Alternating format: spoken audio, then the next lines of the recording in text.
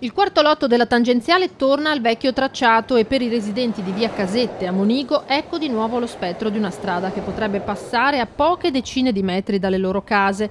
Comitato infuriato con Casugana. La TRT aveva fatto uno studio l'anno scorso per cui era stata pagata 30.000 euro e avevano detto che qua il tracciato non poteva assolutamente passare perché andava dentro praticamente nei salotti, era molto impattante, c'erano tante criticità e non si poteva fare il quinto e sesto lotto, che molto meglio andava a farlo nel PRG.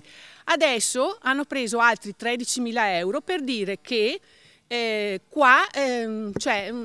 tracciato è fattibile anche qua, forse anche meglio, sicché si sono contraddetti. Il comitato se la prende tanto con il sindaco di paese Pietro Bon, che vuole la tangenziale dicono ma non in casa propria, e con quello di Treviso Manildo, che in commissione urbanistica si sarebbe sottratto alle domande dei cittadini andandosene in anticipo. Visto che ha detto che non passerà a rasente il tracciato rasente le abitazioni, non sarà fatto scempio di via Casette e non sarà una cattedrale nel deserto, volevo che mi rispondesse, che mi dicesse, in base anche al fatto che mi ha detto che devo avere più fiducia nelle istituzioni. Adesso vorrei dirgli che fiducia devo avere io nelle istituzioni?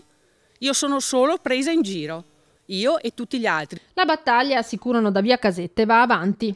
Comunque non ci fermeremo, faremo di tutto e a un certo punto ci sarà anche la magistratura che interverrà, di sicuro, che farà qualche indagine e noi andremo nei talk show, io mi incatenerò anche davanti al comune, mi incatenerò, spiegherò il comportamento che hanno avuto e quello che è successo.